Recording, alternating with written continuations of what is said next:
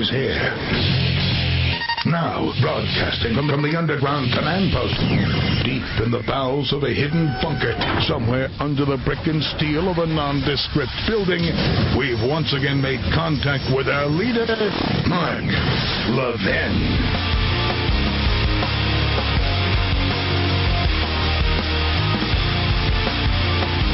Hello, everybody. Mark Levin here. It's a huge news day. I hope you'll stick with us. Our number, 877-381-3811. 877-381-3811. Really, three big stories. Obamacare, which we will address in Hour 3. Senator Mike Lee is scheduled to be here. The terrorist attack in London, killing 4, including a police officer. 20 people in critical condition, as the terrorists mowed them down in a vehicle on Westminster Bridge, drove up close to Parliament, jumps out of the car, stabs a police officer to death before he's shot dead. And you've seen that all day. That's been covered. There's really no additional news to provide there. And if there is, and when there will be, you'll hear it from me. We will provide it to you immediately. You know, ladies and gentlemen, tomorrow will be 3 weeks ago when I came on the air after the attacks on Jeff Sessions. The insinuations about him in particular, but others collaborating with Russia. I'd had enough of it. I'd seen no evidence whatsoever in any of the reporting that the Russians affected the outcome of the election, even though I condemned Putin and the Russians for trying to, month after month after month. But this insinuation and this suggestion in the media that this was a fact, and moreover, putting together the articles, not as a conspiracy, but to lay out what the media were saying, the leaks, the police state tactics.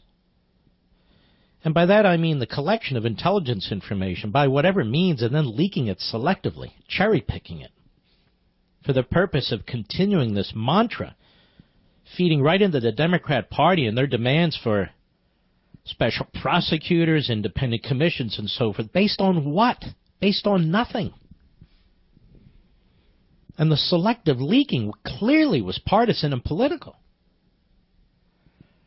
And that's exactly what I mean by police state tactics, using intelligence information and law enforcement information to try and destroy an incoming administration or destroy a campaign.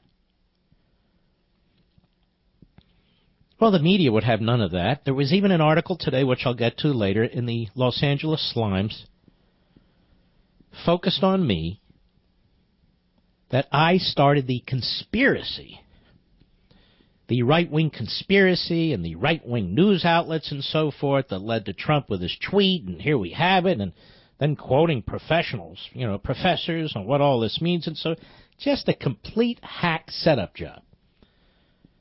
The media do not want to get to the bottom of this, because to get to the bottom of this exposes the media. And we had an absolute bombshell today by Devin Nunes, the chairman of the Intelligence Committee, who, as I speak, is now under attack by the Democrats and some in the media. And he said, well, I'll let you hear some of what he said today. Cut one, Mr. Producer, go. So first, I recently confirmed that on numerous occasions, the intelligence community incidentally collected information about U.S. citizens involved in the Trump transition. Details about U.S. persons associated with the incoming administration, details with little or no apparent foreign intelligence value, were widely disseminated in intelligence community reporting.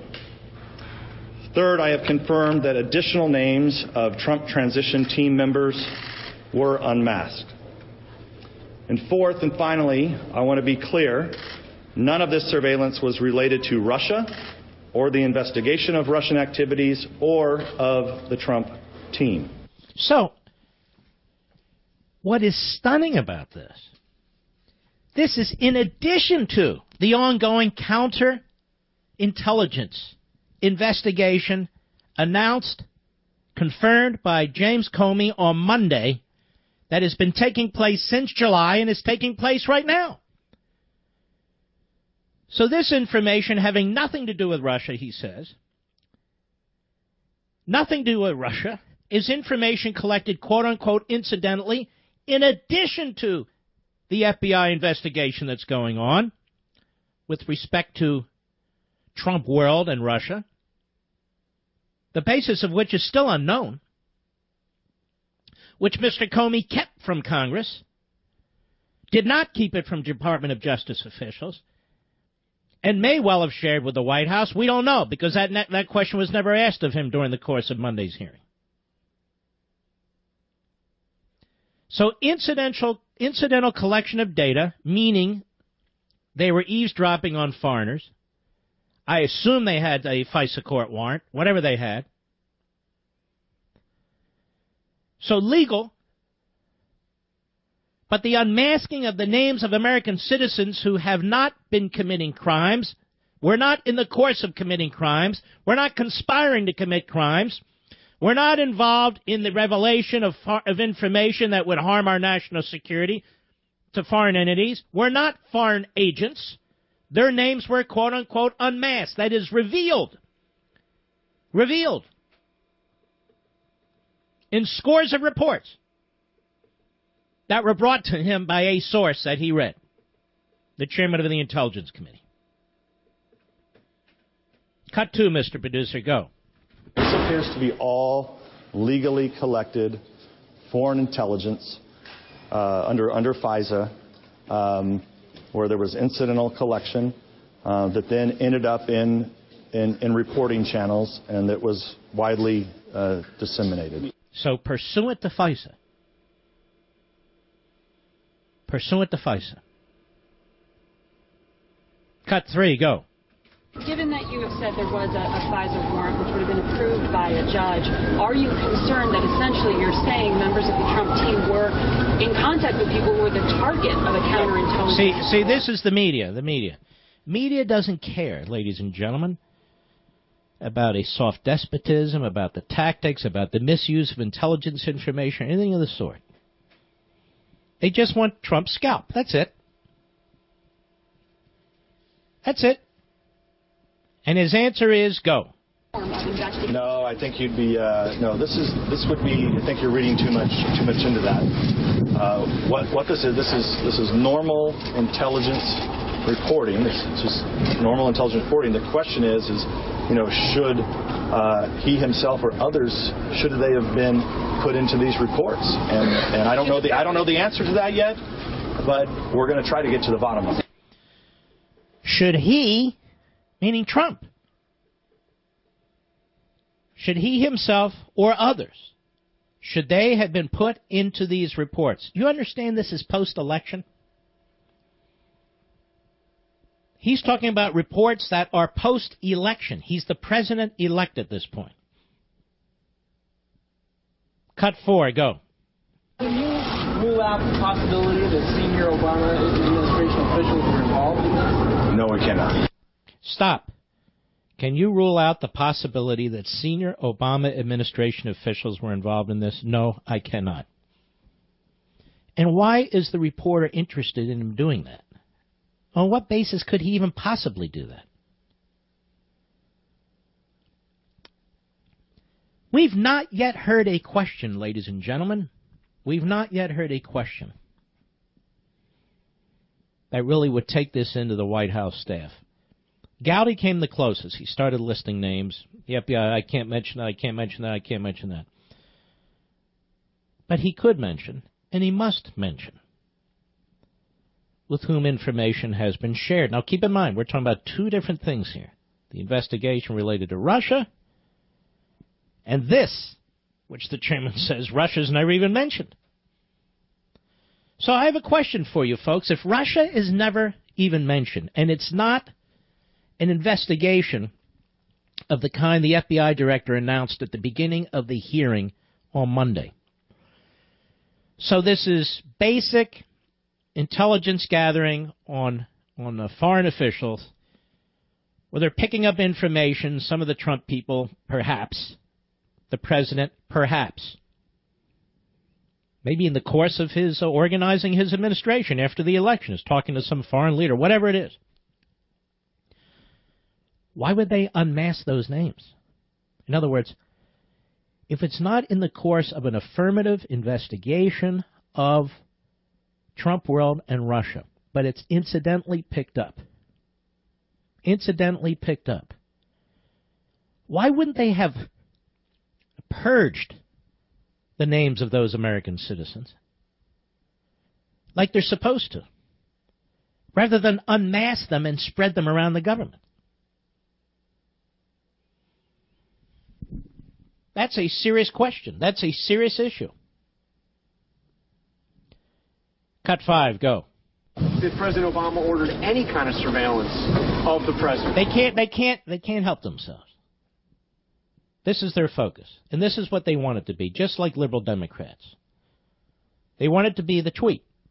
They want it to be Trump's tweet. We have a bombshell revelation by the chairman of the Intelligence Committee in the House. And like Tourette's, they can't help it. Let's move on to cut 6. Go. Your issue is the unmasking, not that there was this monitoring. Well, there's two issues here, okay? There's additional unmasking of names, which I think is totally inappropriate. But we have to get to I don't know how many names were unmasked, but I know there were additional unmaskings that occurred. And then you have the issue of the names that were put into these intelligence reports that we have to get to the bottom of, and this is why we sent the letter 2 weeks ago. We need a response to it. Letter to the FBI says the NSA is being cooperative. So far, the FBI not so much. That would be Comey. So the question is begged, why would the names of innocent citizens not under investigation, caught incidentally in these eavesdropping operations on foreign officials or what have you, why would their names be, number one, revealed, unmasked, and number two, added to apparently scores of reports that are then circulated around the government? Can you rule out the possibility that senior Obama administration officials were involved in this, Nunes? No, I cannot. And the media will not care. The media know how to reach these senior officials. They have their cell phones. They have their email addresses. They have their home addresses.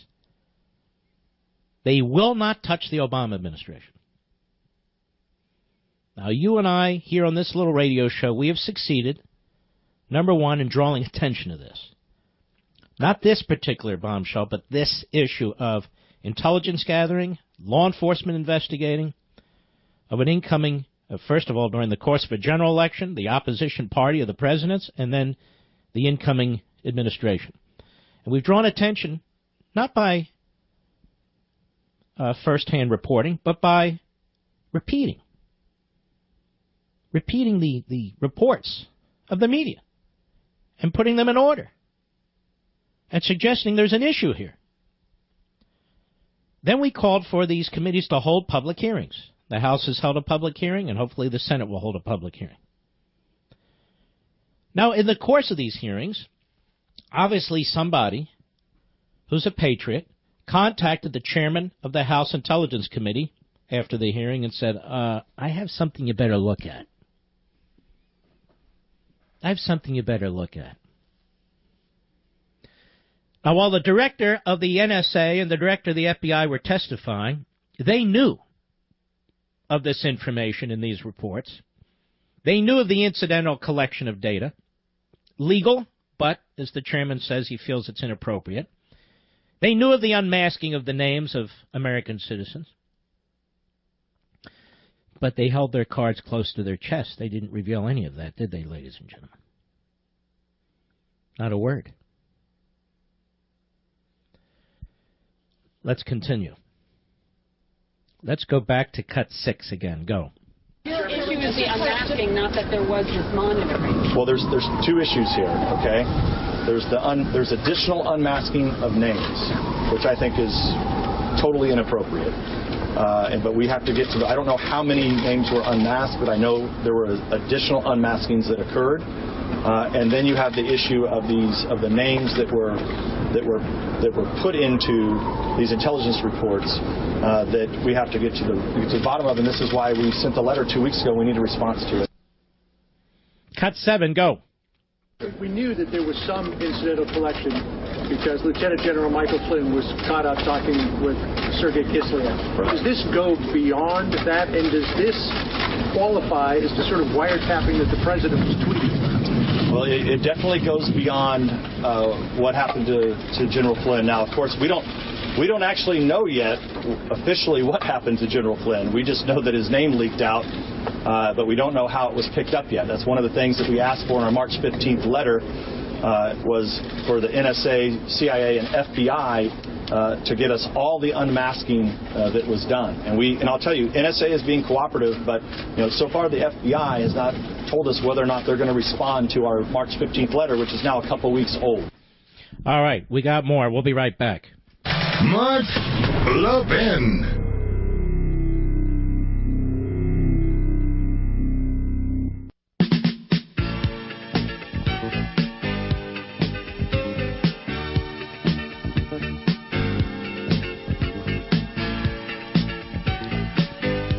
First of all, I want to say happy birthday to my beautiful daughter, Lauren. What a magnificent young lady she is. As a daughter, as a wife, as a mother, just terrific. We could not be prouder of Lauren. So happy birthday. I'm 2,000 miles away from her, but happy birthday, my beautiful, wonderful daughter. Now, ladies and gentlemen, I'm going to continue with this because this is a bombshell. But also, I hope you'll go to my Facebook site, Mark Levin Show Facebook, Mark Levin Show Twitter, or go to Levin TV Facebook, even better. Levin TV Facebook. We put in front of the paywall about 20 minutes of my dealing with the Los Angeles Times, that fraudulent, pathetic, left-wing rag, and the two phony reporters. And I unravel it. I think you'll enjoy it. And you'll learn from it, I'm sure. So check that out, too. We'll be right back.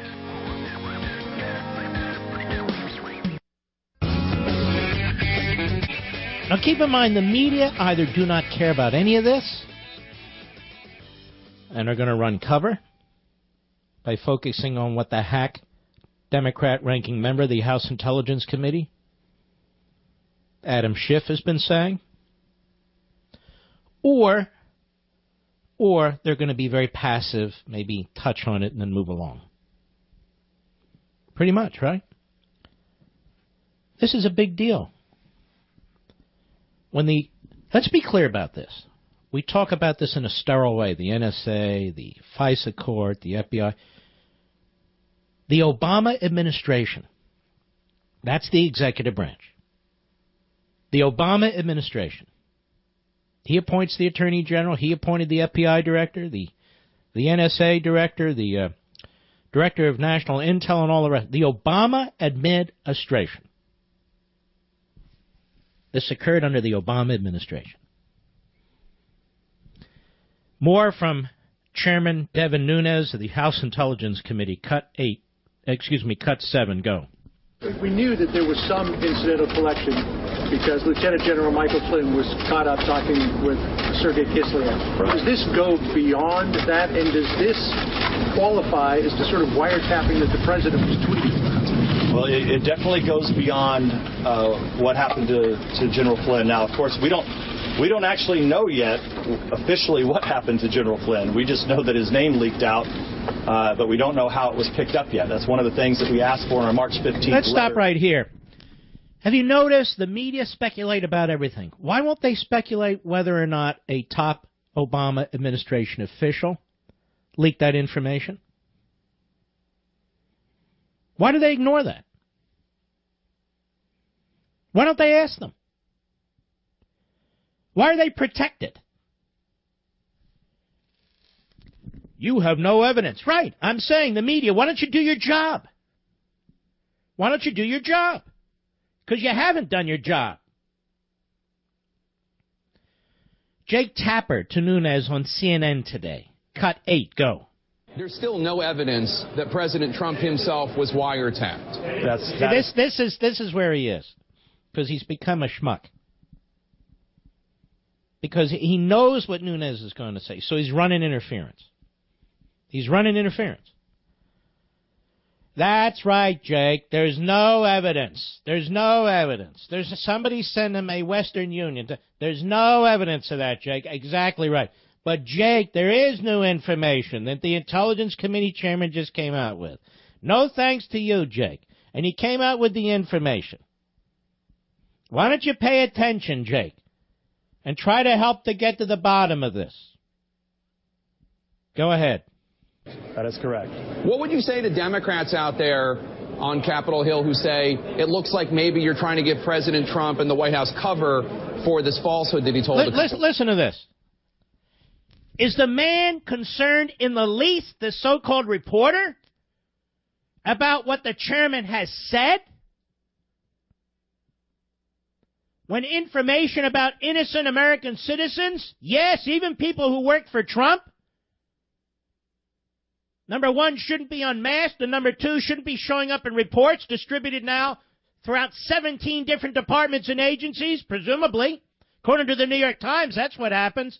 Put it together, Jake. Put it together, CNN. Put it together, moron Brian Ross, moron Joe Scarborough. Start to do your damn jobs. Go ahead. Yeah, well, look, I said the day after or 2 days later to all of you that I was quite confident that President All right, Obama... let's go to cut 16, Mr. Producer. Go. More Jake. So am I wrong in assessing that what seems most important to you is not the incidental collection, which you know happens all the time? For whatever reason, American intelligence, U.S. intelligence will be conducting surveillance on an ambassador from another country, and they pick up somebody else who is an American citizen that was not a target of the surveillance. What bothers you is that within the intelligence reports, the names of Trump officials, including perhaps then President-elect Trump himself, were cited instead of just saying individual A, individual B. Is that right? That's what bothers you the most about this? Well, I think a couple things. First of all, to make sure you understand, everything that I saw occurred after the election. So after the election, okay. It had to deal with the transition. And then the unmasking really bothers me because there has to be a reason for an unmasking. So we need to know who ordered the unmasking. Where did that... In other words, these are innocent people who haven't done anything. Rather than purge their names, thereby protecting them, they reveal their names and circulate their names in these reports. And I don't know why Jake Tapper can't figure this out faster than he has. Go ahead. And then, we're, at that point then was additional information put into these intelligence reports that clearly I think the president, what I want to tell the president today is he needs to see those reports. He needs to see what... Stop. How did that come about? And then at that point then, I'm reading the transcript, was additional information put in these intelligence reports that clearly I think the president, what I want to tell the president today is he needs to see these reports. Additional information? Go ahead. And it's up to him to decide whether or not it was proper collection or not, or if it met a threshold. Stop. See, he's taking another level, and I guess it goes right over Tapper's head because he wants it to go over his head. He needs to see what's out there on him. And it's up to him to decide whether or not it was proper collection or not, or if it met a threshold. Now, my reading of this is, yes, Trump's name is in these reports, or a report. He needs to see what's out there on him. Go ahead. administration to understand, but he needed to see this, and he has every right to get a hold of these reports, just like the last administration clearly was able to read them. The last administration clearly was able to read them. Have you noticed how quiet members of the last administration have been? Ladies and gentlemen, will the members of the last administration at the National Security Council, the departments and agencies mentioned by Comey on Monday, the Attorney General, her staff at the time, the Deputy Attorney General, the Associate Attorney General, all political appointees and their staff, will these people be questioned? Will they be deposed? Will the FBI be investigating them to determine whether or not they committed felonies? Oh, Mark, a conspiracy theory. No, this is how investigations work. You look at motives. Clearly, the law enforcement and intelligence agencies did not really have a motive in leaking this stuff. In the case of Flynn, anyway. Or putting these names in these reports. What's the point of that? Let's go to cut 17. Go. But this information that you brought to President Trump today, this was new? Yes, I've never seen this until recent days. You are obviously leading the investigation on the House side into what may or may not have happened when it came to the Russian interference in the U.S. election, what role officials, advisors with the Trump team may or may not have played. Would you understand why somebody who is a Democrat might... Let's stop. Do you notice how he keeps doing that? What if the Democrats on the committee say this? Or, of course, would you understand why somebody who is a Democrat might look at you this way or that way? Is that the nature of reporting, Jake Tapper? Is that how you go about this? How would a Republican look at this, Jake Tapper? Better yet, how would an American look at this, Jake Tapper? And why does the phrase Obama administration never cross your lips, Jake Tapper? Because this occurred during the Obama administration after the election, Jake Tapper. You don't want to go there, do you, Jake Tapper? You don't want to go there, do you, Brian Steltz, whatever the hell your name is? Or Dylan Byers, the whole CNN gaggle. You don't want to go there, Brian Ross and ABC News, do you? You don't want to go there, Morning Schmo and MSLSD and NBC, do you? You don't want to go there, New York Slimes and Washington Compost, do you? You don't want to go there, LA Slimes, do you? Why don't they want to ask these questions? Why don't they want to ask these officials in the Obama administration? They have their contact information. They've sent them roses throughout, the years, various holidays. Go ahead. White House and delivering this information to President Trump and look, question your impartiality? Well, let's stop right there. What impartiality, Jake Tapper? He said this had nothing to do with the Russians. That it was post-election. Impartiality about what? This is not part of the technical Russian investigation that the FBI is conducting. This is post-election, where he says Russia's not mentioned. So why would Jake Tapper glom two things together and create a left-wing hack conspiracy? Why would he glom two things together, take two chunks, and put them together like that? Go ahead. Look, I'm not worried about that. I'm the chairman of the Intelligence Committee. It concerned me enough to have to notify the president because it was him and his transition team that were involved in this, and he needs to be able to see those reports. Stop. Barry said it again. It was him, the president, and his transition team that were involved in this. So you have to infer, if you're a rational human being, that Trump and obviously certain members of the transition team, their names were unmasked, put in these numerous reports, and distributed throughout the government. So my question, Jake Tapper, would be, well, who ordered that? Now, what would the Democrats say? Hey, What would you say if the Democrats say and they think and the Democrats... No, Jake. Try and stay focused. The question is, well, who would order that? We know, according to the great New York Times, that in early January, before they went out the door, the Obama administration, may I say, the Obama administration, changed the NSA rule 12333, Jake. You can read it yourself. So that information could be more widely distributed to 6 additional departments and agencies before privacy protections are put in place. Remember that one, Jake? That was the New York Times. That wasn't me. Start to take these chunks, Jake, and actually look at the pattern. Then we have another New York Slimes piece in March telling us that White House officials were receiving certain intelligence information and spreading it across the government just to make sure, among other things, that the Trump people wouldn't destroy it. Well, it appears to me, ladies and gentlemen, at least in recent vintage, the last few weeks, the intrepid investigative reporters who couldn't wait to get all this information because they were hoping they could pin Trump's shoulders to the wall, now are a little less aggressive. Apparently they went to the Helen Keller School of Journalism. Mark Levin.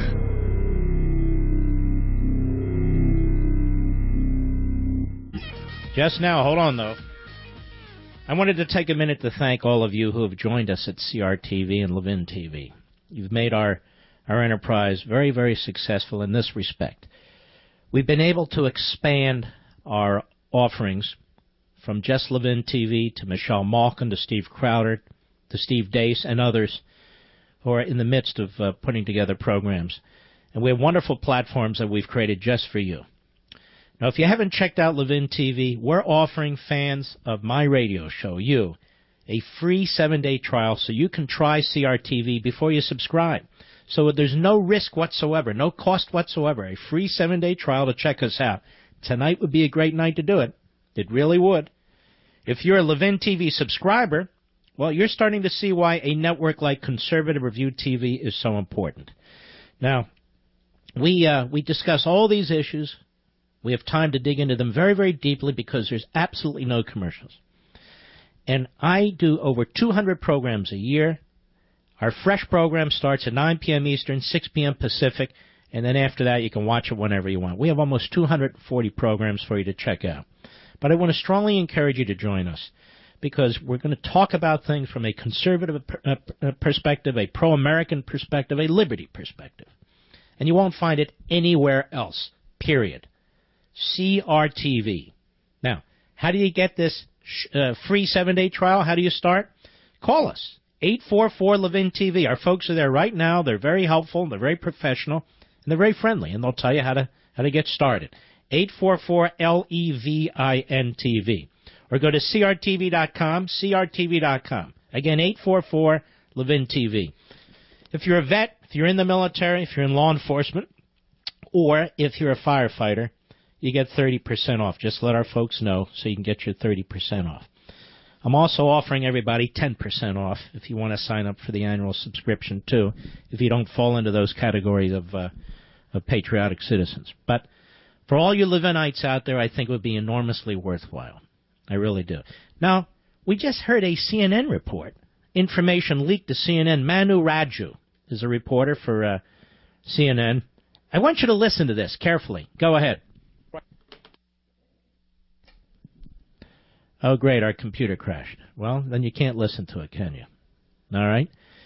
What should we do? Should we have a silent prayer? No, we're not going to do that. Spoken to some members on the committee who are aware of exactly what are in those reports, and what they are saying is that Trump transition officials were talking about President-elect Trump at that time, President-elect Trump, his plans for the new administration, and those were disseminated widely within the intelligence community. Also, some of those discussions were about President Trump's family, discussions that Chairman Nunes believes should not have been disclosed widely within the intelligence community. Of course, some of these communications also appearing in the press, including over Michael Flynn's discussions with the ambassador to Russia, Jeff Sessions, as well, those communications as well. But nothing in here suggests what Donald Trump was saying earlier. All right. He's going off on Donald Trump's tweet. It's amazing to me that this reporter is utterly clueless. Did you hear the first 40 or 50 seconds of this? It's a big deal. Why are they transcribing information, discussions in the transition team about the Trump family and Trump and his family? Why didn't they purge that information? Oh, it's incidental. Oh, everybody does this. No, everybody doesn't do this. They not only unmask, quote unquote, the individuals, but they put it in these intel reports and circulate it throughout the government. So who ordered that? Exactly. Where did that directive come from, Mr. Comey? Where did that directive come from, Mr. Rogers? Or that schmuck, Adam Schiff? Where did that come from, pal? And also notice this reporter, so-called, with the Tourette's on Trump and his tweet. Also notice, ladies and gentlemen, he said members of the committee. So it's not just the chairman. Other members of the committee have some knowledge about what's taking place here. Why is it that the Democrats on the committee aren't furious about the substance of what Nunes is saying? Instead, they're upset that he's revealed it. I tell you, these are remarkable times, ladies and gentlemen. Mark, what do you mean by police state tactics? Come on, what are we, conspiracy nut? I'll tell you what there is. There's a conspiracy of left-wing silence. Weeks and weeks and weeks and weeks. Now we've been pounding it out, and we're going to continue to pound it out. I'm not done. We'll be right back.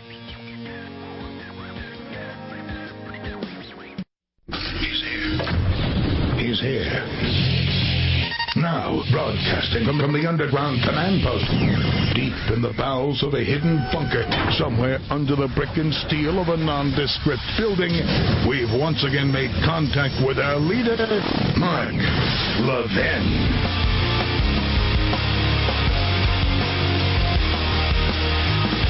Hello, everybody. Mark Levin here. This is Hour 2. Our number, 877-381-3811, 877-381-3811. I have to laugh today. A friend of mine in this business sends me an email and says, we've been vindicated. We've been vindicated. I said, vindicated about what? Well, you know, the Trump wiretap thing and so forth. I said, number one, I've been duking it out with the media for 3 weeks, pretty much on the radio all by myself, a handful of other people. Number two, I laid the case out with media reports that something is not right, that this kind of conduct is not acceptable, the way the media was reporting it, and I was accused of being a conspiracy theorist by reporting what the reporters were saying. Number three, the media quickly pivot. They're not sure what to do. But they know they want to support the Democrats. They know they want to protect the Obama administration. They know they want to trash the Trump administration. And so they're swinging wildly, including up to today in the L.A. Slimes, in a remarkably stupid piece. And I would encourage you to go on my website now, my social sites, I should say, Levin TV Facebook, Mark Levin Show Facebook, Mark Levin Show Twitter, and watch my 20-minute response to the L.A. Slimes. But let's go on. Then we get Clapper with Chuck Todd on Meet the Depressed, saying there's no evidence of collusion whatsoever.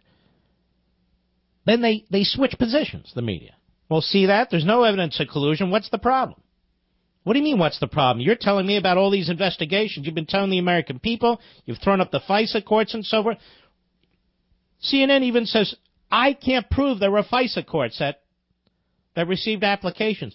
Well, how can I prove it or not? I'm reporting what reporters have said. Trump puts out his tweet on Saturday after my Thursday radio broadcast.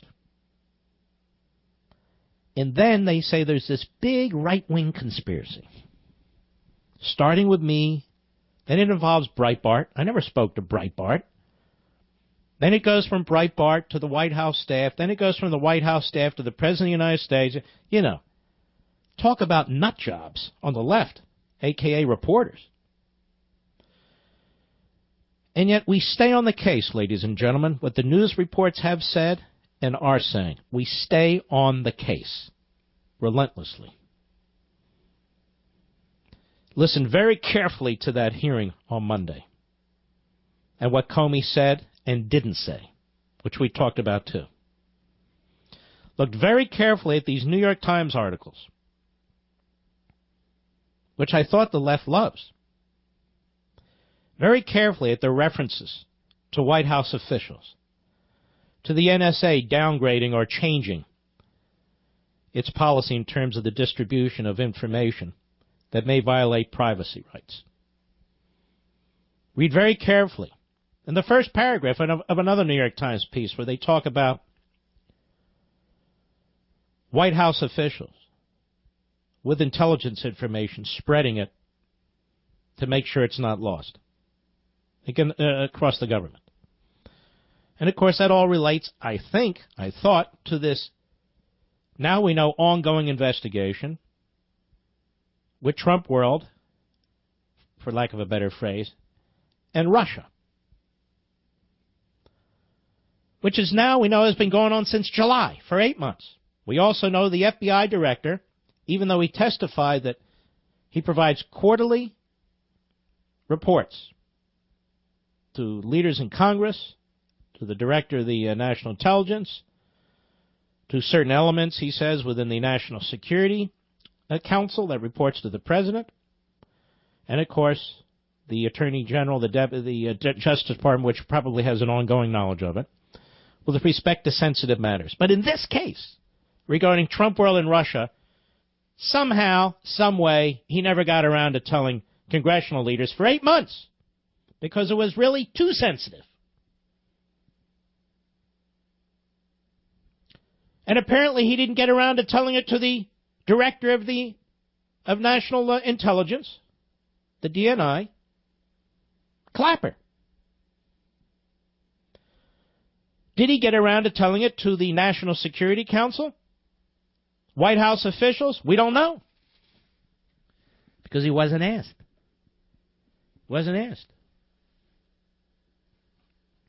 Now we have this bombshell today. The chairman of the House Intelligence Committee, Levin, comes out and says, look, I was just approached. I got all this information the other day, and I want you to know about it. And it's not classified. So, of course, the Democrats start trashing him immediately. They say, see, we can't work in a bipartisan way to investigate. We need an independent commission. So says the liberal left-wing hack from Los Angeles, Adam Schiff. Now this guy Wyden, another liberal left-wing hack, senator from Oregon, he's thrown in as the ranking Democrat apparently on the Senate Intelligence Committee, and he says, I think Nunes, maybe he revealed classified information. How is it classified information? How is what Nunes revealed classified information? That is, that there was incidental information collected on Trump, and I will argue Trump and or his family and or the transition team, which was unmasked and circulated throughout the government. How is that classified information when, in fact, that information should have been purged on day one? And how does it screw up that committee's ability to do an investigation of Trump World and Russia when apparently this has nothing to do with Russia? It's post-election, and he says Russia's not even mentioned. Right, Jake? Notice how they're taking chunks and creating a conspiracy theory? And, Jake, you would do well to stop saying, if you're a Democrat and you think this, and the Democrats may say this, and what if the Democrats say, act like a reporter? All of you clowns. The issues here are bigger than politics. It's bigger than Trump. It's bigger than Hillary Clinton. The potential politicization of intelligence and criminal investigative information. And the potential abuse of power. That's the issue. Now, apparently in these classified reports circulated among these agencies and departments, this incidental information, the unmasking of individuals, and the circulating of it, included the following. This is a guy, Manu Raju of CNN. He just reported this. Go ahead. Right, Jake, and actually I've just spoken to some members on the committee who are aware of exactly what are in those reports, and what they are saying is that Trump transition officials were talking about President-elect Trump at that time, President-elect Trump, his plans for the new administration, and those were disseminated widely within the intelligence community. Now stop right there. Now let me just say this to you, ladies and gentlemen. If this had been the Obama transition team and had been Barack Obama, and we had any inkling of this kind of information that was gathered, unmasked, and disseminated, all hell would break loose. The media would go nuts. The Democrats would go nuts. And let me just say, the Republicans would too. If this had been the Obama transition team, and they were unmasked, and information about them and their discussions were circulated in the federal government to other departments and agencies, you and I know damn well the sky would fall. But he's not done. Go ahead. Some of those discussions were about President Trump's family. Stop. Some of the discussions about President Trump's family. Why is that in an intelligence report or intelligence reports and circulated to other agencies and departments? Who ordered that? Again, you know damn well if that had been Obama and his family discussed and that information circulated, the sky would fall. Instead, today it's just another news burp, and we move on. Go ahead. Should not have been disclosed widely within the intelligence community. Of course, some of these communications also appearing in the press, including over Michael Flynn's discussions with the ambassador to Russia, Jeff Sessions, as well. Those communications as well. A felony. A felony. So who would want to gather that information and leak it? In the case of Michael Flynn. Who would want to gather the information where the transition team is discussing Trump and the Trump family and so forth? Who would want to gather that information? Do you think a hard-working FBI agent gives a damn about that? No. Do you think a hard-working CIA agent gives a damn about that? No. Do you think a hard-working analyst at the NSA gives a damn about that? No. Well, who might give a damn about that? What are you inferring? I'm not inferring anything. Using the old noggin. Why would somebody want to unmask that rather than purge it, distribute it rather than purge it, and then we have a leak on Michael Flynn? It damages the first days of the Trump administration and takes out Flynn.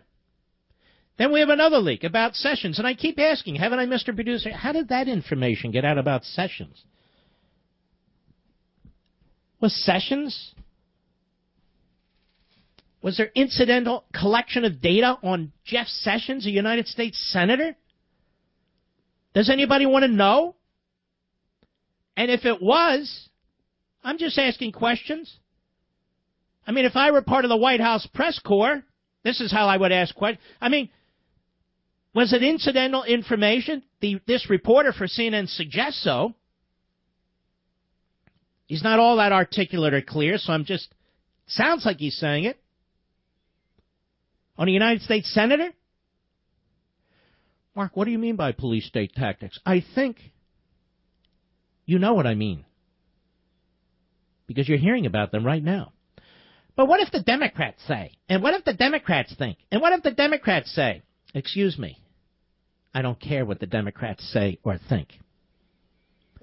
They're running interference. They're running interference. And all we do now is they're going to keep playing this Adam Schiff going on and on. Even Shemp Smith at Fox, who's a complete disgrace, carrying the liberal ball, part of the Praetorian Guard. So the emphasis here. Look at the headline on the Shepard Smith reporting. There's no evidence of the wiretapping tweet that Trump had. Wow, that's the breaking story tonight, ladies and gentlemen. Wow, did you know that? That's the breaking story for Shemp Smith over there at Fox. I'll be right back. Mark Levin.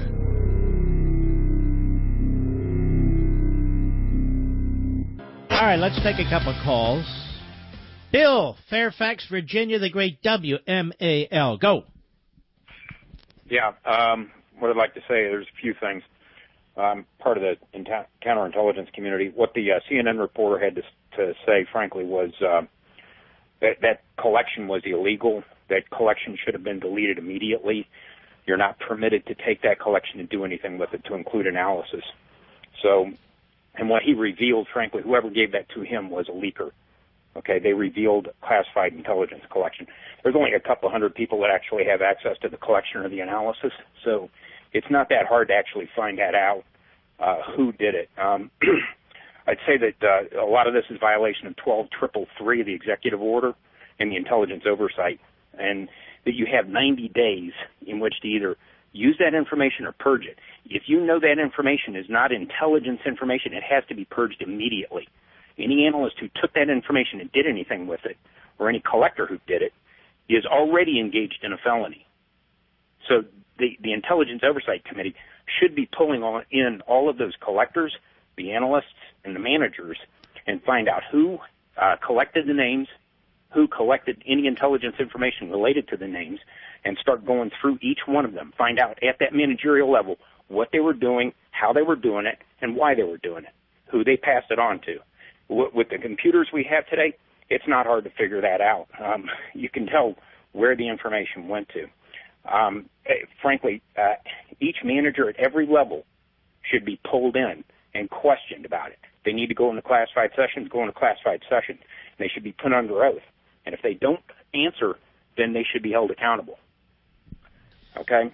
Well, this is very informative. Let me say, I think part of the problem the Republicans on this committee are having is that Mr. Schiff and the Democrats are such radical leftists that they can't get their job done, in part. Incompetence in part, but I think that's the main thing. I think that's why Nunes went public. That's why he went to the President of the United States. You know, the President of the United States is free to look at this information, obviously. And now we know why he went to the White House, because there's information in there about him and his family. I think that people in the intelligence community are preventing that information from making it to the president and to members of his administration. And I think that's another violation of the law. All right. And you're in counterintelligence, you said? Yeah. There's a couple of other things I'd recommend as well. I mean, frankly, it's easy to find out who these people are. The email records are there. You can tell who printed stuff. You can tell who copied stuff, how they used it. And this isn't that hard. So when Comey says that he's not going to work on it, he's obstructing. He's frankly obstructing justice. I don't think he said he wasn't going to work on it. He wouldn't comment on it. Yeah, he's the impression I got from his testimony was this isn't a big deal. The Russia stuff's important. This stuff isn't. This stuff is actually more important because I consider this stuff to be part of a political warfare campaign against the Trump administration, against the country. And frankly, it's a direct threat to the Constitution. I would also say a couple of other things. One, to the leakers, the counterintelligence community, elements of the counterintelligence community are already hunting you guys. We're going to find you. We found Russians. We found Chinese. We're going to find you guys. If you don't turn yourselves in and ask for immunity, you're going to get burned, and you're going to go down. And you are in this community, correct? Yes. Every time I say it, you say it under your breath. Yes, so I think you are. Yes. All right, sir. I appreciate your call very much and your edification. All right, ladies and gentlemen, we'll be right back.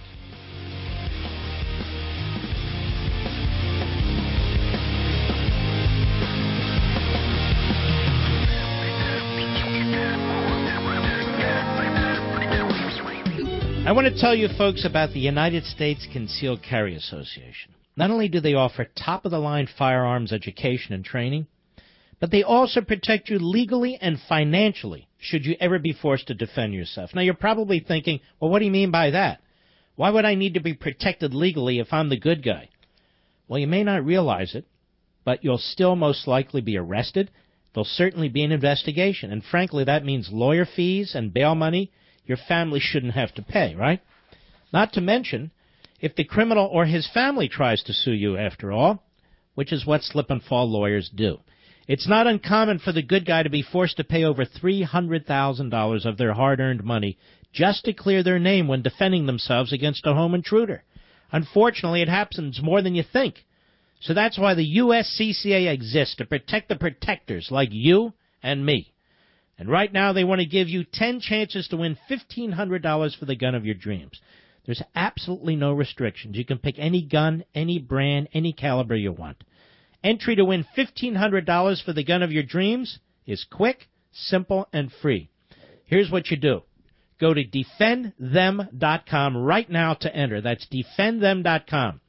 Now, they're truly changing the game for responsible gun owners. Enter defendthem.com. That's defendthem.com right now. Deborah, Milford, Pennsylvania, on the Mark Levin app. How are you? Hi, Mark. Hello. Hi, Mark.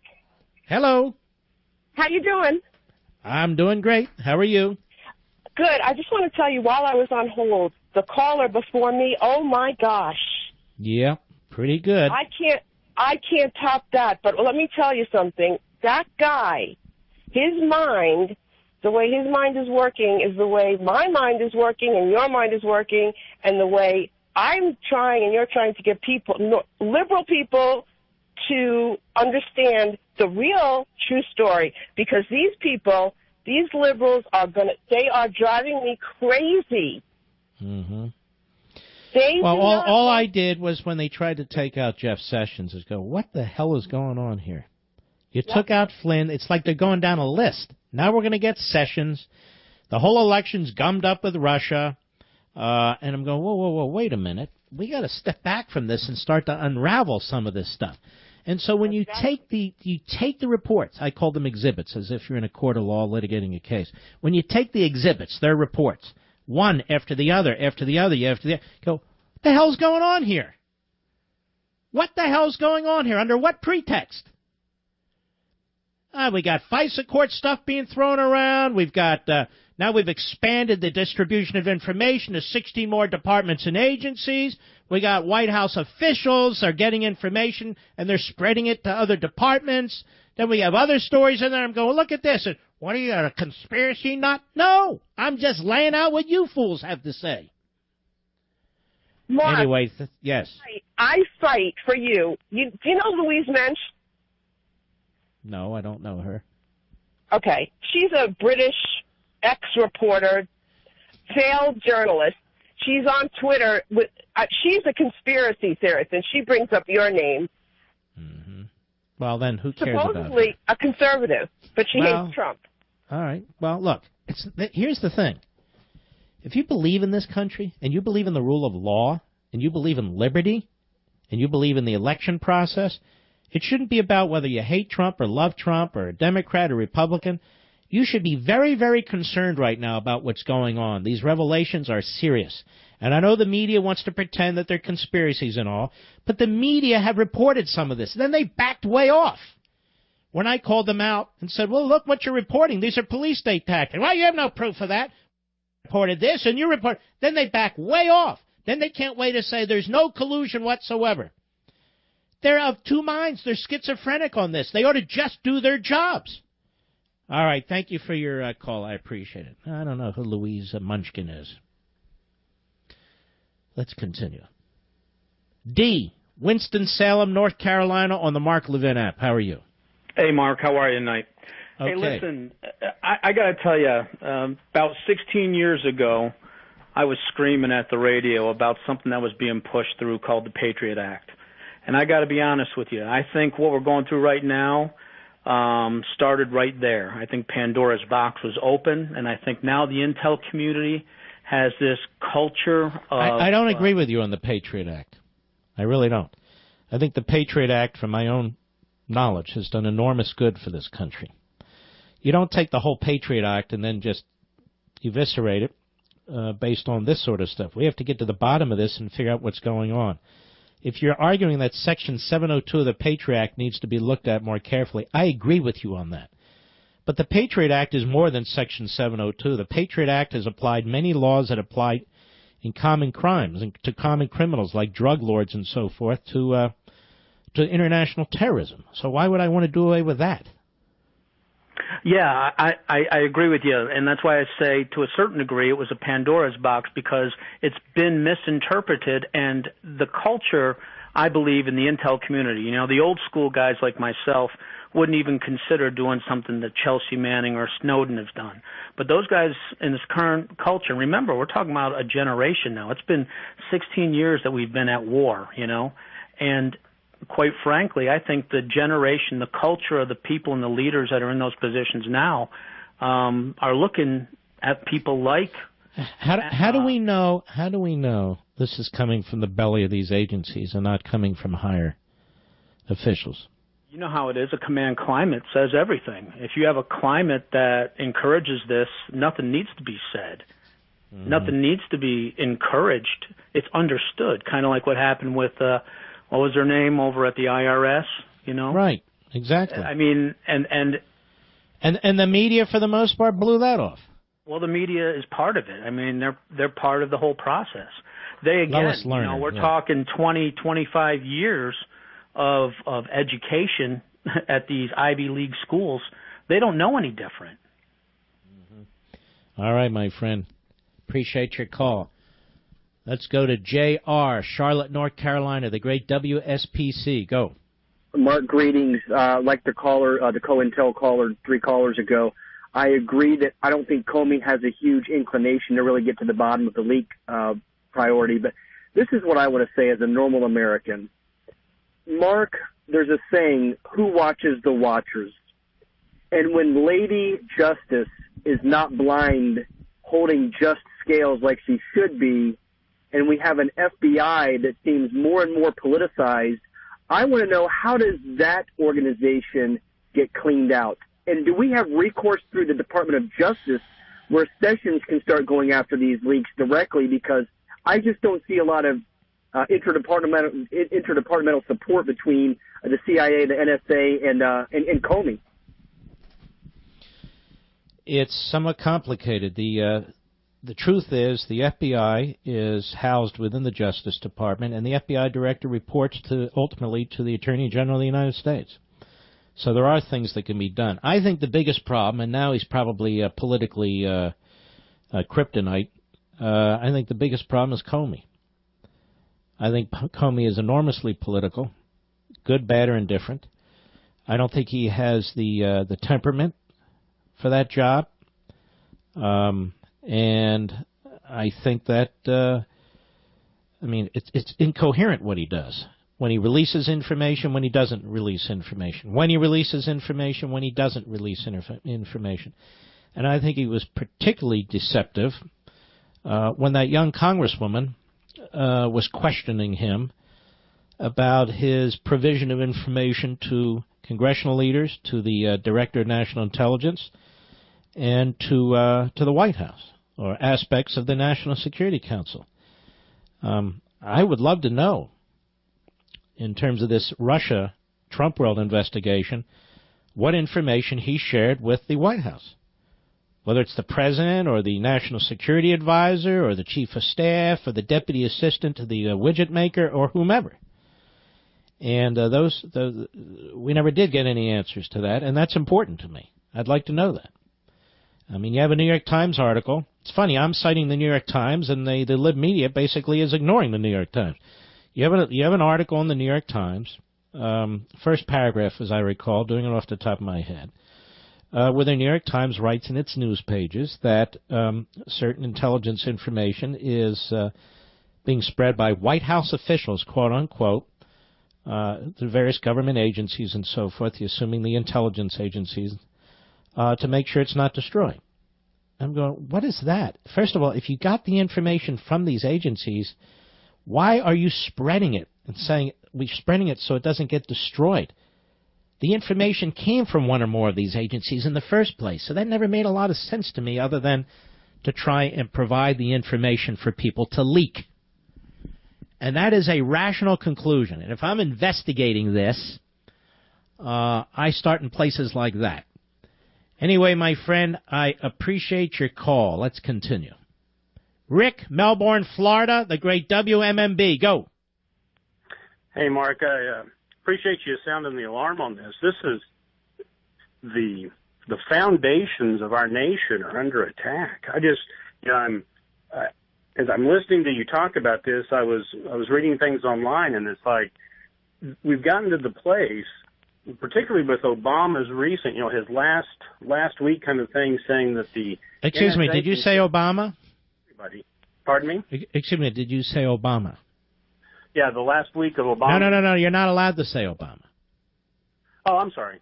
The last week of the former president. Yes. In his administration, where he allowed the NSA to share raw data with with 13 or 16 other intelligence agencies. Mm-hmm. And if I'm understanding that, the previous caller thought that you had to destroy data after 90 days. I think he revised that executive order to give it 5 years.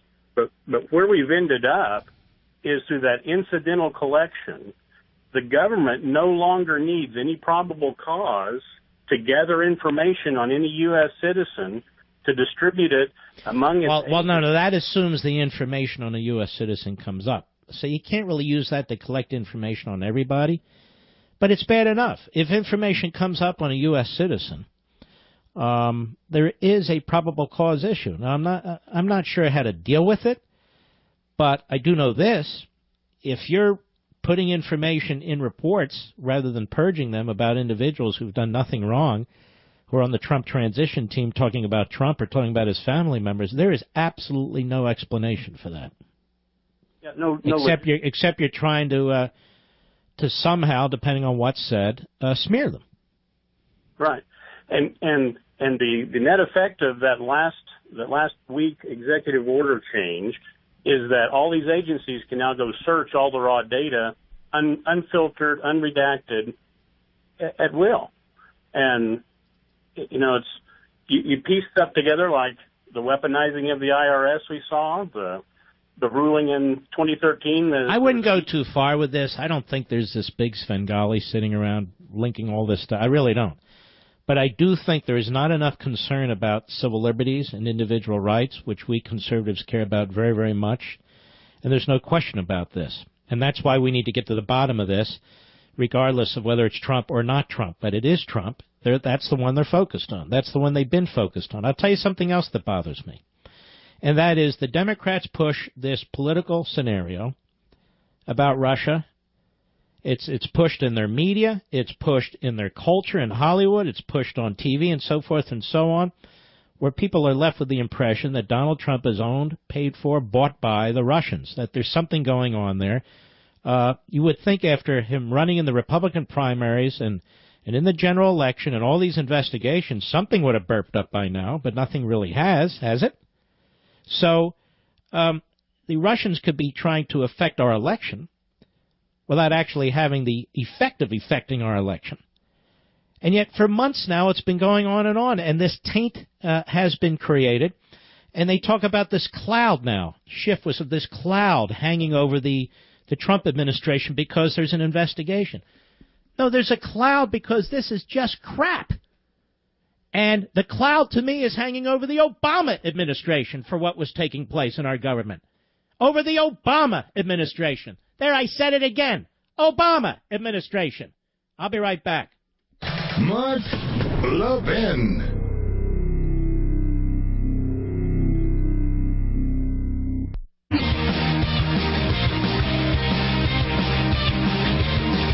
Next hour, we're going to jump into Obamacare and add that to our list of topics that we will be addressing because there's supposed to be a big vote tomorrow on the Rhino Care, repeal in name only, and there's last-minute wheeling and dealing going on, we understand, to try and get more conservatives on board. We'll be talking to Senator Mike Lee, who's scheduled to be on in about 10 or 15 minutes next hour to discuss it. Now, if you see me on my way to work or a meeting, chances are I'm impeccably attired in one of my many CT shirts. They're the best shirts in my closet. People judge us by the clothes we wear. So if you show up for work, a meeting, or a date in a wrinkled, out-of-style shirt that doesn't fit right, well, that's how you're going to be judged. It's time to step up your game, so I got you a special CT shirts deal. CT shirts are British-styled using the softest, most exquisite fabrics ever. Work or casual, tie or no tie, tucked or untucked. When you're wearing a CT shirt, you look great, and you know it. So here's the deal. One CT shirt normally costs $100, but right now you'll get 3 CT shirts for just $99. That's 60% off. And CT shirts come with free delivery, a 6-month quality guarantee, and free returns. Now, if you hurry, $99 gets you 3 amazing CT shirts. Here's what you do. Go to ctshirts.com/Levin. ctshirts.com/Levin. That's ctshirts.com/Levin, Levin. You know, the first time I mentioned this sponsor, CT Shirts, and I was talking about it, a friend of mine sent me an email and said, I've been wearing CT shirts for years. I love those shirts. And he said, you got a great deal for your audience. And I said, it's true. This is a true story. So I really want you to try it out. ctshirts.com/Levin. That's Levin. But, of course, you know that, don't you? All right. Let's continue here. Let us go to Scott, Long Island, the great WABC, a police detective. How are you, sir? Very good. How are you, Mark? Thanks for taking the call. Thank you. So I was telling your call screen that something that's been just driving me nuts about this whole wiretap controversy.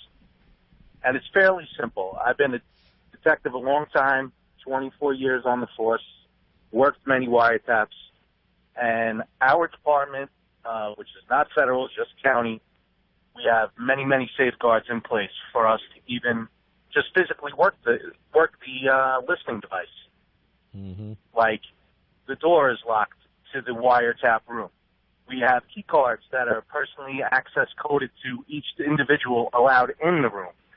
Once you sit down at a terminal, you have to log on to the said terminal, and you leave a trail of what you have listened to, what phone calls you've listened to, what computer information you have captured.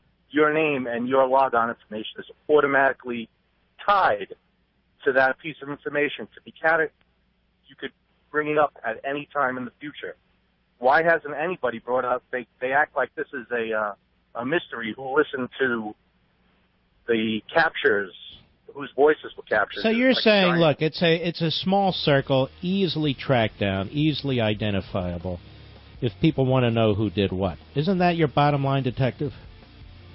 I'm sorry? Isn't your bottom line is it's easy to detect who was involved in what here, right? It is absolutely should be no more than an hour's worth of work to see who listened to the captured calls. All right, my friend. Thank you for your service. Appreciate it. We'll be right back.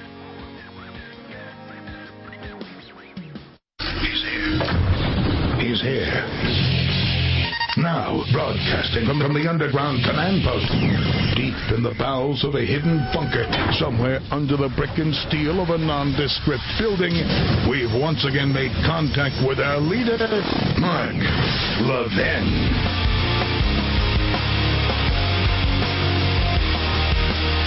Hello, everybody. Mark Levin here. Our final hour, hour 3. We're here with Senator Mike Lee of Utah. Our number, 877-381-3811, 877-381-3811. Senator Lee, may I ask you a question? Anything. Go ahead. Is a Utah or Utah? Utah? A person from Utah is a Utahn. They're a Utahn? Yes. Rather than a Utahn. I'm serious about this. You know, I had Mike Pence once on here, and I said, what is a Hoosier? He couldn't tell me. I don't know what the heck a Hoosier is. Anyway, it's... Nobody does. It's one of the great mysteries of life. That's what's easy about the term Utahn. It just means person from Utah. There you go. Okay. Anyway, Senator, there's a lot of arm twisting going on in the last minutes up till tomorrow when the House is scheduled to have a vote on the Republican plan, and as I'm reading now, there's wheeling and dealing going on. Are you familiar with the wheeling and dealing? Look, I'm familiar with the fact that people pushing this bill seem determined to get it to pass, even though it's a bad bill, even though it's a bill that doesn't have the votes necessary to pass, not in the House of Representatives and not in the Senate. So while there's arm twisting going on, I'm not quite sure what they're dealing with at this point. Because unless or until such time as they're willing to come back to the table and say, let's do what we said we're going to do, let's repeal all of Obamacare, then I don't see this going anywhere. Not anywhere fast, not anywhere soon, not anywhere good. Certainly not anywhere that's going to pass. They say they're negotiating this EHB rule, which requires that insurance plans have to cover a basic minimum of health care services. You know, it goes on and on and on. And that some of the Freedom Caucus members are saying, well, if we can get that taken care of, we'll be close. What do you think of that? Closer, perhaps.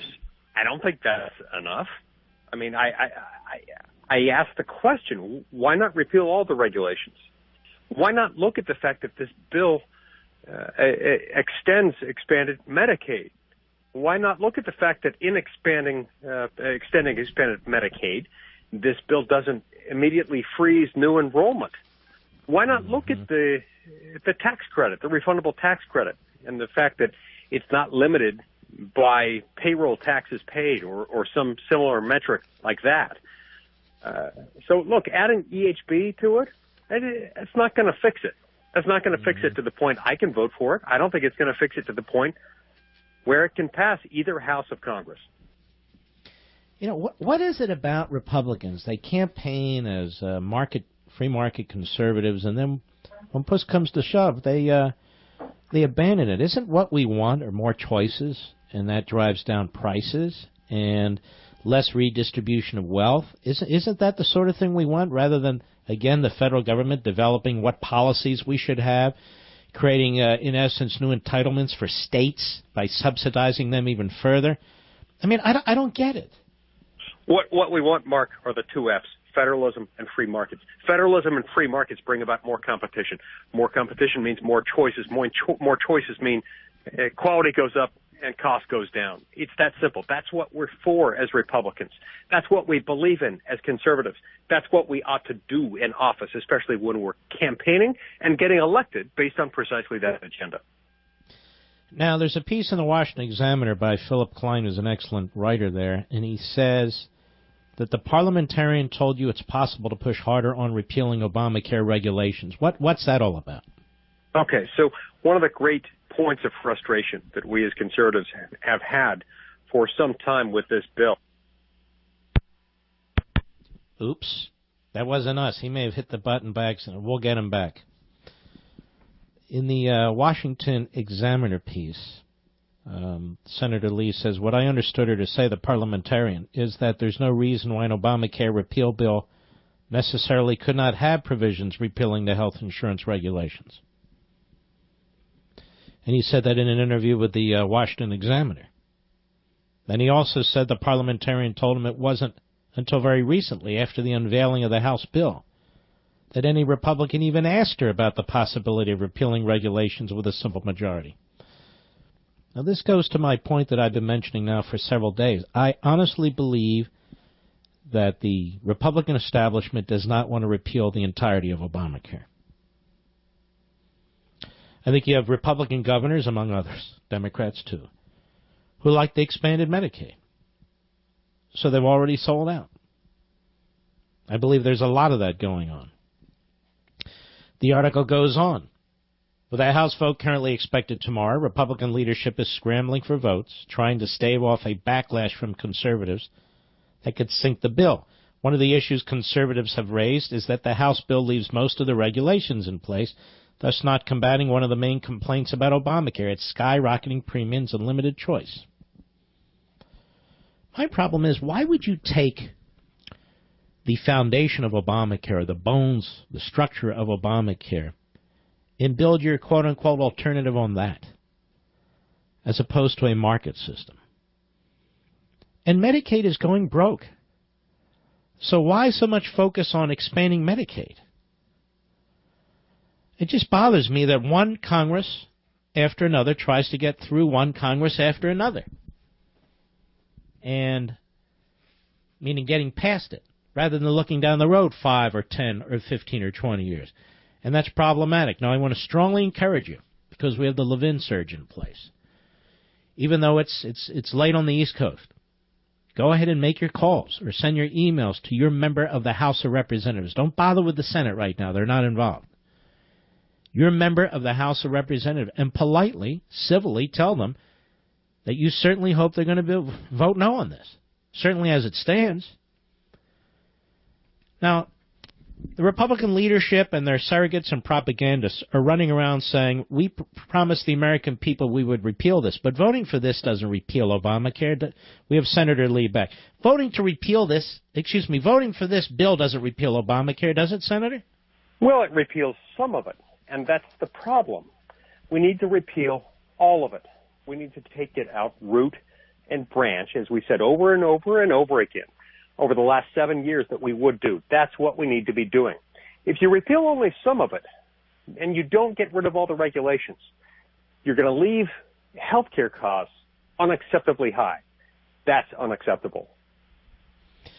Tell us about this discussion with the parliamentarian. Okay, so for quite some time we've been told over and over and over again by some of the lead proponents of this bill that this bill, in fact, would repeal every part of Obamacare that could plausibly be repealed in a manner consistent with the Senate's reconciliation rules. Those are the budgetary rules that allow us to pass something with only 51 votes. And as it turns out, that wasn't true. In a meeting I had just yesterday with the Senate parliamentarian, I was informed that, first of all, the proponents of this bill, until very recently, until after the bill had actually been released to the public, had never once bothered to bring the bill to her and say, here's the bill. We think this does as much to repeal Obamacare as we can under reconciliation. They hadn't done that until well after the bill had been introduced. Why? I don't know. You'll have to ask them that. Oh, good luck. Moreover, she pointed out that it's not necessarily true what we've been told. It's not necessarily true that you can't repeal a whole lot more of Obamacare, that you can't repeal a whole lot more, I don't know, perhaps all of the regs under reconciliation. It matters how you phrase it. There are ways you could phrase it, there are ways you could put it together that would fail, but there are ways that you could put it together that could well pass.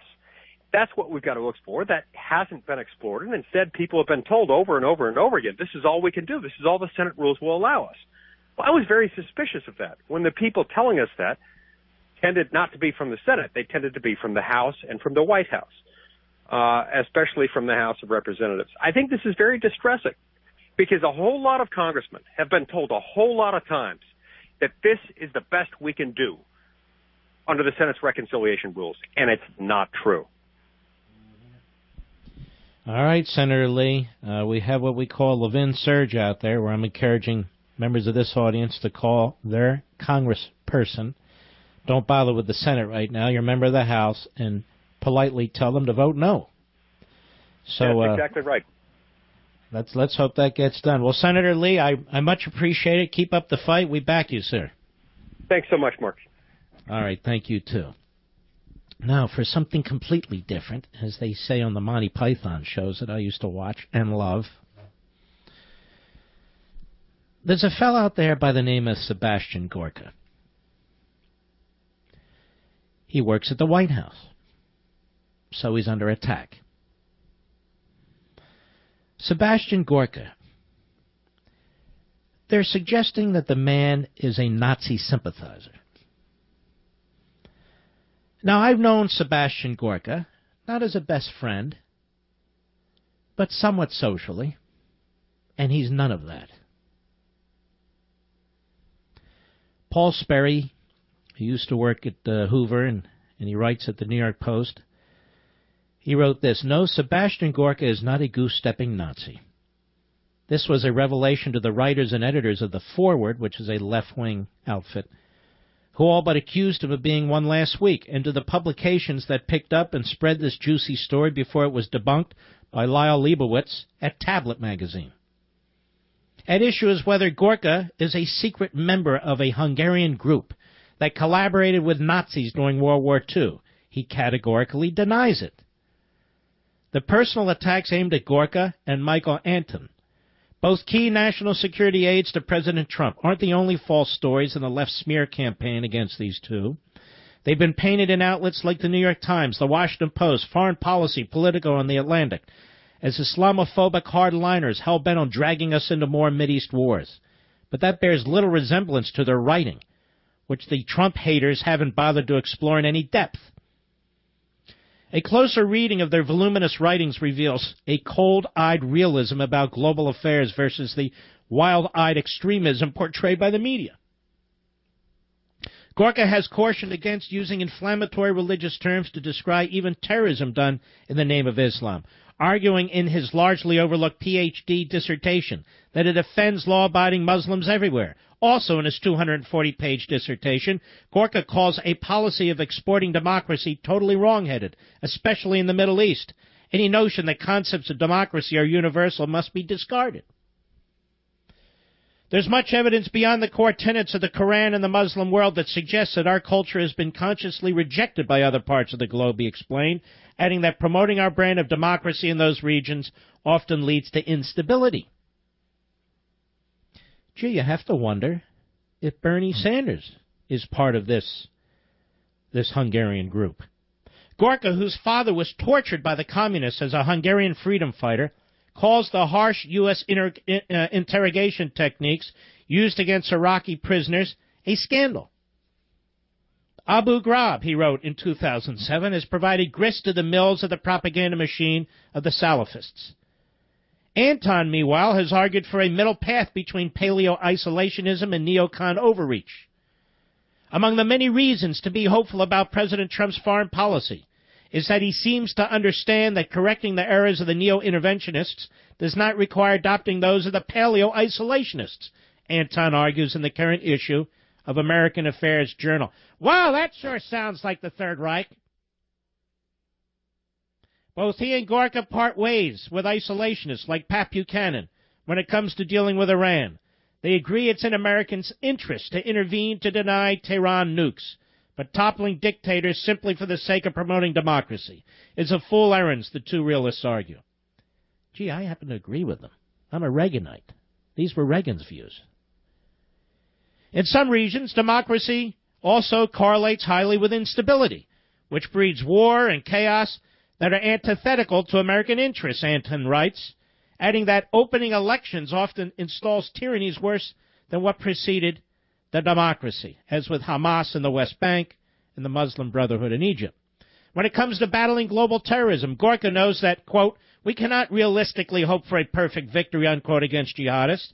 At the same time, he asserts that we have to do more than the whack-a-mole strategy of the past 8 years. The ISIS caliphate proves the folly of such a reactionary approach. Don't they sound like extremists, ladies and gentlemen? Part of the Third Reich? Victory demands a more comprehensive strategy, starting with recognizing the connection between Islam and terrorism. While we're not at war with Islam, says Gorka, who studied theology at the University of London, our jihadist enemy is using Islamic doctrine to justify its actions. Key to defeating it is understanding the threat of the doctrine. I've heard Muslims, and Muslims on my show have said that. A cohesive strategy also means preventing ISIS and other terrorist groups from using our immigration policy as a Trojan horse to sneak jihadists inside our borders. Anton, who holds 2 master's degrees and worked previously 2001 to 2005 at the National Security Council, calls terrorism and mass illegal immigration the 2 biggest threats of our time. He's right, and adjusting foreign policy to respond to them is hardly xenophobic. As he notes, the first priority of every state is to protect its own safety and the safety of its citizens. For nearly a decade, writes Sperry, former Hoover Institute fellow, Islamofascists have been on the ascendancy around the world. Acts of jihad terror, aided by liberal immigration policies, have multiplied in Europe. Like in Britain, perhaps. It's not surprising, therefore, that the most vocal critics of the Trump doctrine and its architects are the architects or cheerleaders of the failed doctrine it seeks to replace. Look, folks, you don't even have to support President Trump, to understand that Sebastian Gorka is no Nazi, and he has no sympathy toward the Nazis. He's actually a very brilliant and good man. And I'm glad he's over there at the White House, advising the president and the president's advisors. And I am sick and tired of good people being trashed like this and destroyed like this. I mean, you would have thought Sebastian Gorka was in charge of,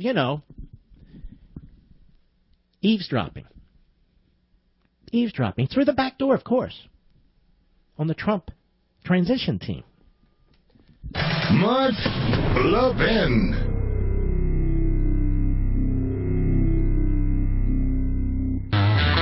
We only have a minute or so in this segment, so let me do a little housekeeping if I might. I hope you'll check out Levin TV tonight. I consider it a very important program. Also, I hope you'll check out my response to the scurrilous smear job 2 phony reporters did over there at the L.A. Slimes today. That's why I don't talk to them, because they're hacks.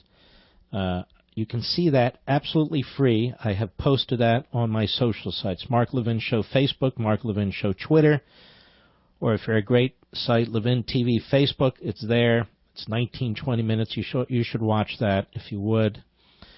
Let's see, what else? Also, I would mention Rediscovering Americanism, which I think is the best book I've ever written. And it doesn't come out till Independence Day, July 4th. But I noticed on Amazon it's already 34% off. So you might want to check that out, too. The Shroud Conspiracy, which is a great book if you're looking for fiction by our buddy John Highbush. And Craig Shirley's great book is out there on Reagan as well, 1976 to 1980. All kinds of good stuff out there. I'll be right back.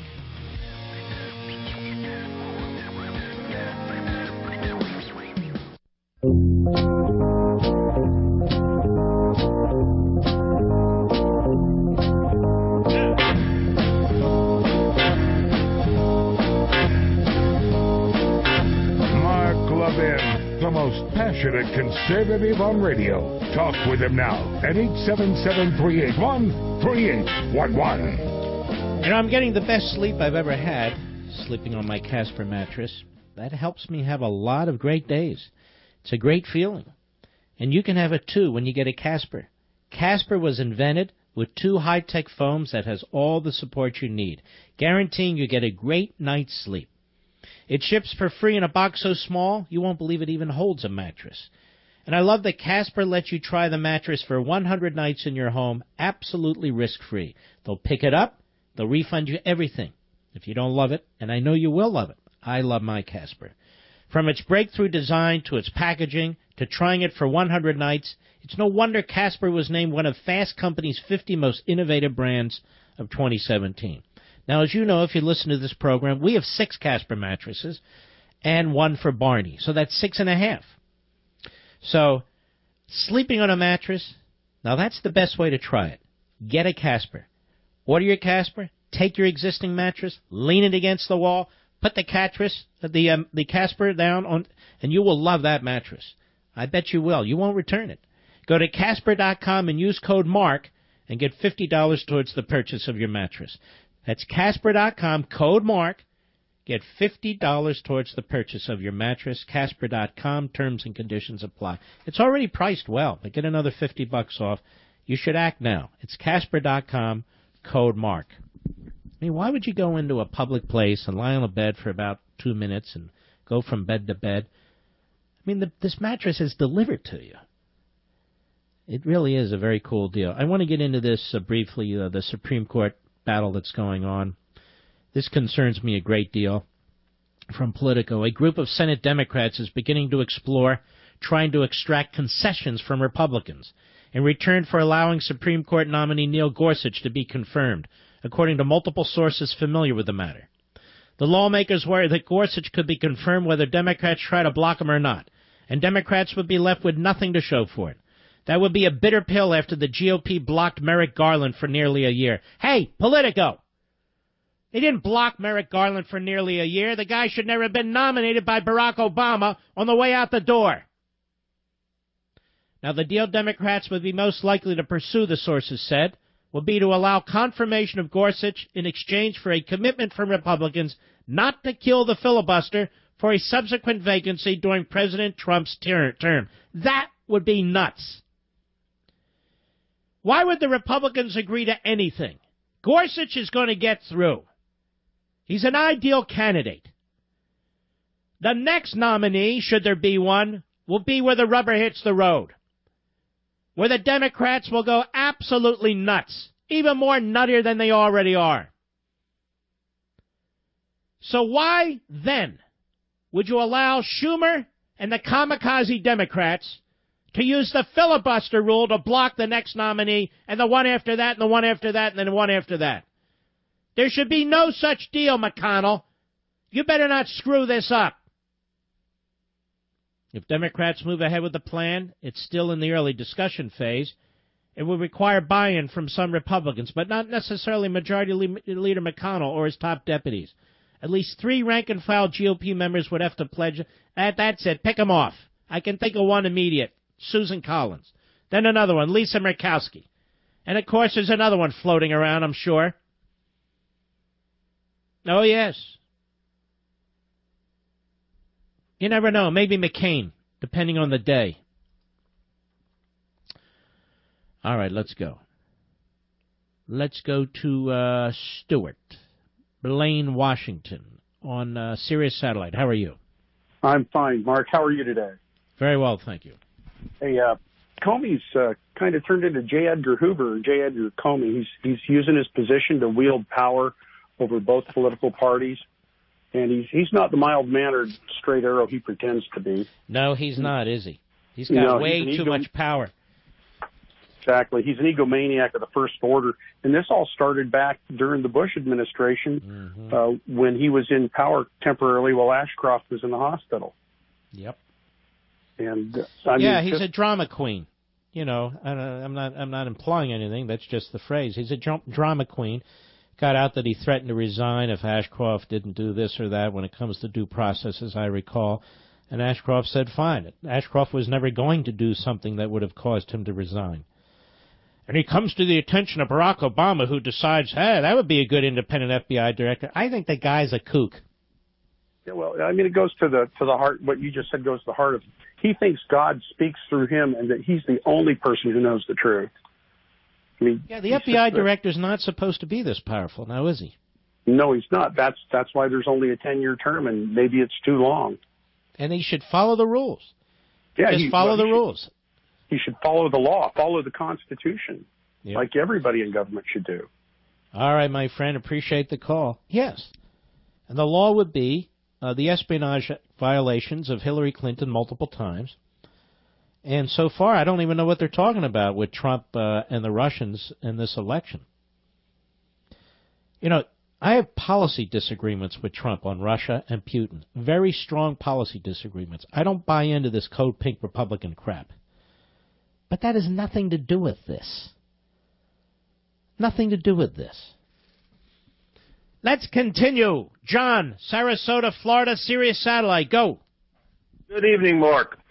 I'm looking at the theory when Nunez said that there was nothing behind the Russia portion of the intelligence data that was gathered. No, what he said, that's not what he said. What he said was Russia was not mentioned, so this has nothing to do with Russia in terms of these reports. Administration or nation that he spent almost... No, you're not listening to what I said. Let's be accurate here. What he said was Russia was not mentioned in these reports. It was post-election that, based on what he read, this had nothing to do with the Russia so-called connection. But it would seem possible that perhaps this was an established counterintelligence operation, and I'm not sure what the regulations are. Thanks for your call. I'm not getting into this. Let's continue. He already said what it was. Why do we have to surmise? It's bad enough. He said it was legal. There was incidental collection of data. Why do we have to surmise? It's what he said. So I take him at his word. It's like the idiot reporters. Mark, you're conspiring. You say things without evidence. No, I haven't. You idiot reporters reported this stuff. I just repeated what idiot reporters said to expose idiot reporters. Like the latest 2 idiot reporters at the L.A. Slimes. Let's go to Cliff, Columbia, South Carolina, the great WVOC. Go. Hey, Mark, how are you doing? Okay. Day before yesterday, James Comey and all the heads of the intelligence agencies said there was no indication there was any surveillance by Trump. Today we find out there was, it seems a shame to me that. All right, let's slow down a second. Hold.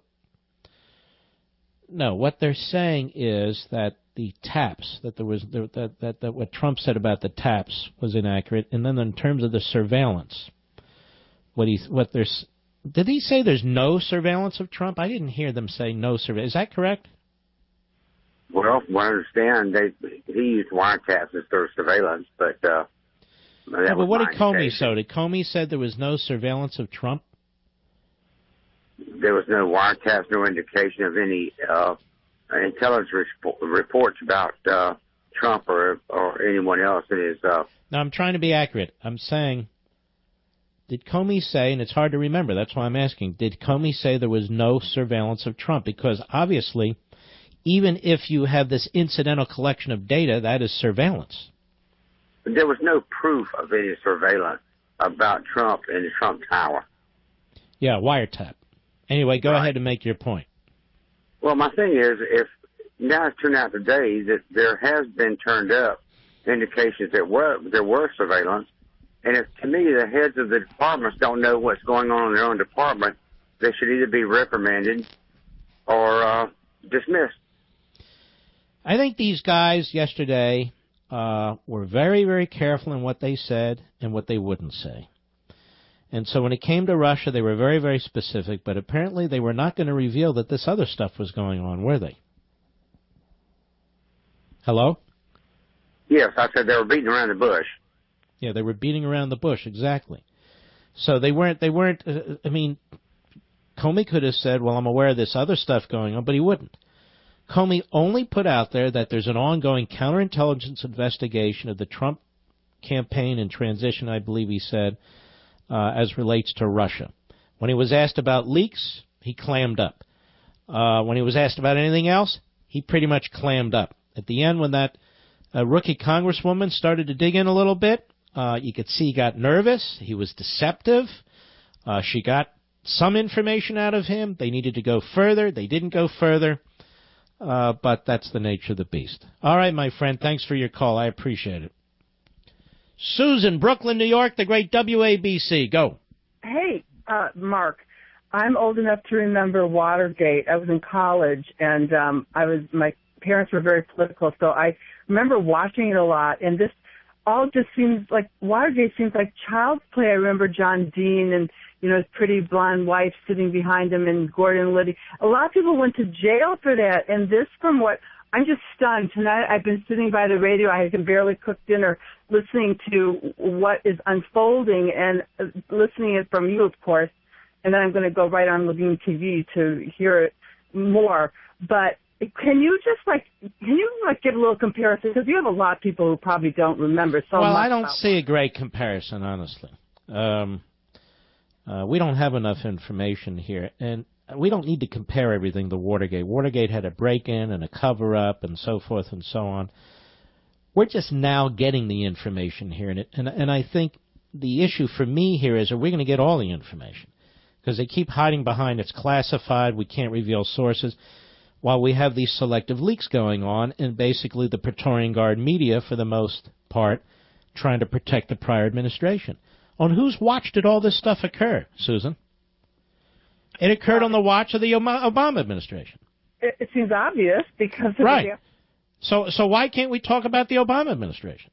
Well, I think maybe a new cover-up is underway, and the media is part of it. And I'm very grateful that you are a national treasure and keep us informed, because most of us work 12 hours a day to pay our taxes. So listen, I'm just pressing the matter now, and I would like us to get to the bottom of this.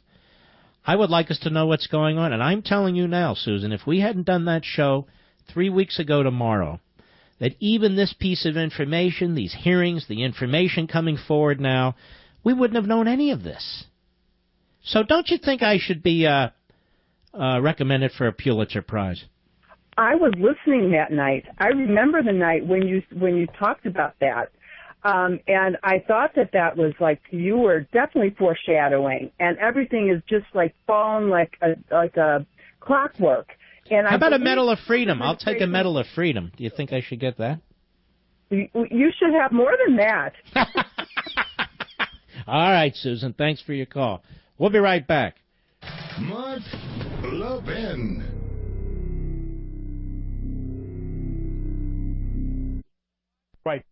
Right, Jake, and actually I've just spoken to some members on the committee who are aware of exactly what are in those reports, and what they are saying is that Trump transition officials were talking about President-elect Trump at that time, President-elect Trump, his plans for the new administration, and those were disseminated widely within the intelligence community. Also, some of those discussions were about President Trump's family, discussions that Chairman Nunes believes should not have been disclosed widely within. So why were discussions about Donald Trump's family caught incidentally while eavesdropping other people? And by the way, eavesdropping other people, that doesn't necessarily mean the Russian ambassador. I don't know who they were eavesdropping. Discussions about Trump's family, why was that quote-unquote unmasked and not destroyed?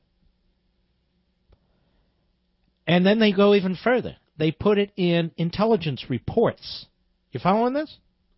And they distribute it within the government to whomever gets these intelligence reports. That is a blockbuster. That is a blockbuster. That's why Chairman Nunes couldn't share that with left-wing hack, the ranking Democrat, Adam Schiff, because he's a clown. That's why Chairman Nunes obviously went to the White House to tell the President of the United States.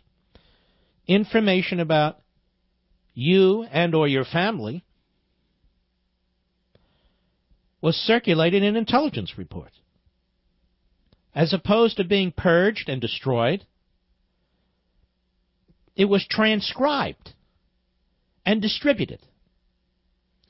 Now, if you're an American and that doesn't infuriate you, then there's something wrong with you. And I'm sorry, Jake Tapper, what the Democrats might think about it. That's not what a reporter or a real journalist is supposed to care about. A reporter and a real journalist hears this and says, holy mackerel. It was reported on your own damn show, Jake. And then if you're a real reporter, Jake, then what you say is, well, let's dig into this FISA court stuff. What happened there?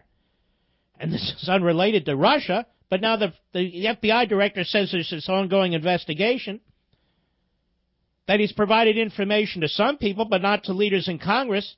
He waited 8 months only because he was pressured, but he said he provides sensitive information every 3 months, every quarter. Why didn't he do it? And to whom did he share it? Jake's not interested.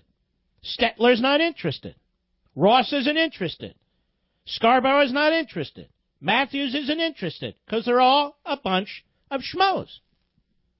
And so this information's starting to come out, no thanks to them. No thanks to them. This is a big, big story.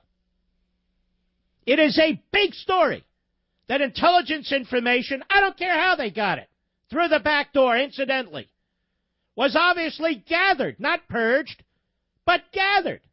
Well, this routinely happens. Really? Did it routinely happen with Obama? That intelligence information, incidentally gathered on him and his family, was circulated to other agencies and departments? Really? That's routine? Well, if that's routine, we have a big problem in this country. And where's the LA Times today? Talking about conspiracy theorists like me. Pathetic. You know, just a couple of years ago, if you wanted to protect your family, you had to spend a lot of money on a lot of complicated products. You'd be forced into a long-term contract, securing your home with a tangled mess of wires, buttons, and levers. It's very complicated and expensive. Thanks to Simply Safe, protecting your family is now simple. They're blowing the roof off the home security industry. Simply Safe takes all the elements of good home security and streamlines them into one amazing system. 24/7 professional monitoring, powerful sensors, and a high-definition security camera. And Simply Safe's camera, wow, it is brilliant. In the event of a break-in, it automatically starts recording. You'll get cold, hard evidence for the police sent right to your smartphone. Plus, Simply Safe lets you live stream HD footage anytime you want to. So go to simplysafemark.com, simplysafemark.com. Go there right now. Get my special 10% discount and protect your family the smart way.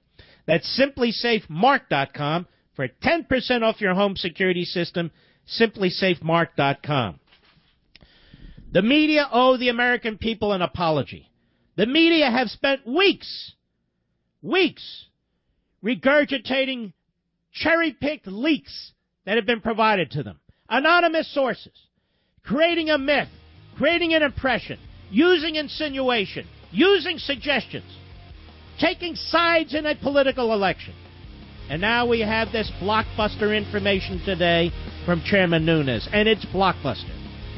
Ladies and gentlemen, we salute our armed forces, police officers, firefighters, and emergency personnel. And we will be right back here tomorrow on the radio. Check out Levin TV in 2 minutes. It's a very, very big show tonight.